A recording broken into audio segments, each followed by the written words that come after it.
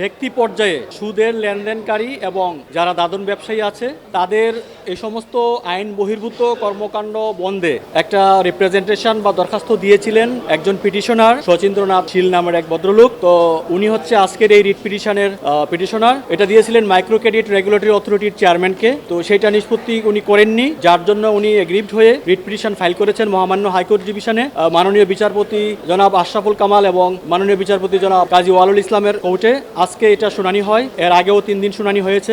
মহামান্য আদালত সন্তুষ্ট হয়ে আজকে রুল ইস্যু করেছেন এই মর্মে যে চিঠিটা দেওয়া হয়েছিল দাদন ব্যবসা এবং ব্যক্তি পর্যায়ে সুদের লেনদেন বন্ধের প্রতিকার চেয়ে যে চিঠিটা দেওয়া হয়েছিল সেটা নিষ্পত্তি যে করে নাই, এটা যে ইনেকশনটা এটা কেন অবৈধ ঘোষণা করা হবে না এবং এই ধরনের কর্মকাণ্ড যারা করছে তাদের বিরুদ্ধে ব্যবস্থা কেন গ্রহণ করা হবে না এই মর্মে রুল ইস্যু করেছেন, রুল নাইসা ইস্যু করেছেন। অ্যাট দ্য সেম টাইম একটা ডাইরেকশন দিয়েছেন মাইক্রো ক্রেডিট রেগুলেটরি অথরিটির চেয়ারম্যানকে যাতে 2 মাসের মধ্যে পিটিশনারের সংশ্লিষ্ট দরখাস্তটি নিষ্পত্তি করে প্রয়োজনীয় আইনগত ব্যবস্থা নেয়। এটা আর্থিক প্রতিষ্ঠান আইন 1993 সালের 4-এর 1 ধারা মোতাবেক এখানে সুস্পষ্ট বলা আছে যে আর্থিক প্রতিষ্ঠান এবং ব্যাংক যারা বাংলাদেশ ব্যাংক এবং সংশ্লিষ্ট অথরিটি কর্তৃক যারা অনুমোদিত তারা ব্যতীত কোনো ব্যক্তি পর্যায়ে কাউকে সুদে লেনদেন করতে পারবে না এবং কোনো দাদন ব্যবসা চলবে না, সেই ব্যাপারে কিন্তু সুস্পষ্ট বিধান আছে।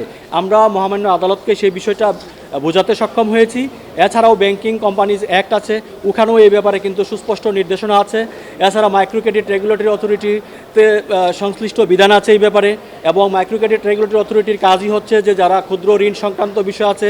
এছাড়া আপনারা নিশ্চয়ই জেনে থাকবেন যারা অবৈধভাবে বিভিন্ন সমাজসেবা সংগঠন অথবা সমবায় সমিতির নামে যাদের আসলে মাইক্রো ক্রেডিট বা এই ধরনের কোনো ফাংশন অপারেট করার কোনো রকম তাদের লাইসেন্স নেই, তাদেরকেও কিন্তু আসলে রেগুলেট করে হচ্ছে মাইক্রো ক্রেডিট রেগুলেটরি অথরিটি।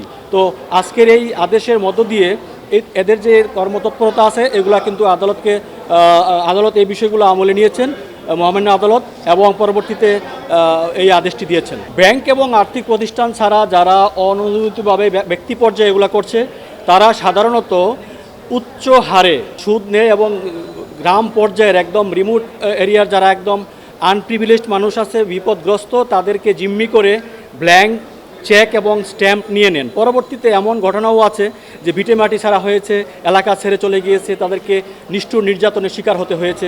এটা আপনারা যারা গণমাধ্যম কর্মী আছেন এটা আরও ভালো জানেন, এই ব্যাপারে বিভিন্ন গণমাধ্যমে কিন্তু আগেও অনেক নিউজ কাভারেজ হয়েছে। এনজিও ক্ষেত্রে যেটা বলেছেন আপনি ঠিকই বলেছেন, আমি আইনে যেটা আছে যে এনজিও যদি হয় তারাও ক্ষুদ্র ঋণ কার্যক্রম পরিচালনা করতে পারবে শর্ত সাপেক্ষে যদি সেটা মাইক্রো ক্রেডিট রেগুলেটরি অথরিটি অনুমোদন দেয় এবং এটা যেহেতু রেগুলেটিং বডি এবং এনজিও ব্যুরো আছে আপনি জানেন এনজিও ব্যুরো থেকে কিন্তু তাদের পারমিশন নেওয়ার বিষয় থাকে, তারা যাদেরকে পারমিশন দেওয়া আছে তারা পারবে।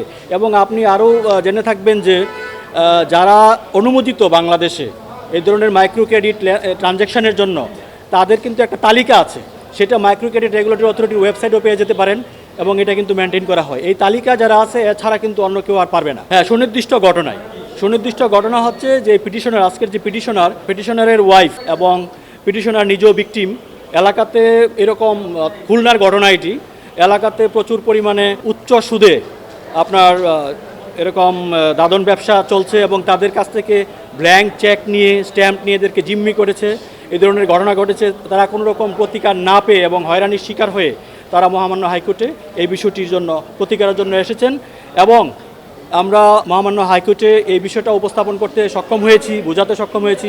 বিভিন্ন এভিডেন্স আমরা অ্যানেক্স করে দিয়েছি, যে সমস্ত ডিড এবং ডকুমেন্টগুলোতে ওনারা লিখেছে কোথাও 15% হারে সুদ দিবে, কোথাও 7% হারে, 10% হারে, অর্থাৎ মৌখিক কোনো সুদের লেনদেনের বিষয় ছিল না। এটি ছিল একাধিক চুক্তিপত্রের মাধ্যমে সম্পাদিত একটি ব্যক্তি পর্যায়ের আর্থিক লেনদেন এবং সুদের কারবার।